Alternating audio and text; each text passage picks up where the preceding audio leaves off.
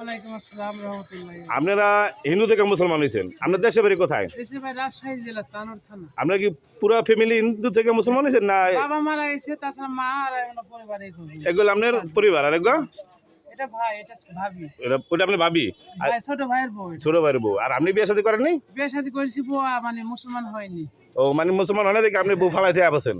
হ্যাঁ আচ্ছা, তো আপনাকে আমরা একটা ঠিকানা তো দিয়ে দিছি, হ্যাঁ, প্রতি মাসের 15 তারিখে জায়গায় আইবেন। জামগড়া চৌরাস্তা। আপনি আইবেন, আইসা আমাদের সাথে দেখা করুন। হ্যাঁ, ইনশাআল্লাহ। আমরা আপনাকে জরুর পারি ওটুকু আমরা করুম। আলহামদুলিল্লাহ। আর আপনারা যেভাবে মুসলমান হয়েছেন, আপনাদের জন্য আমাদের পক্ষ থেকে দোয়া রইল।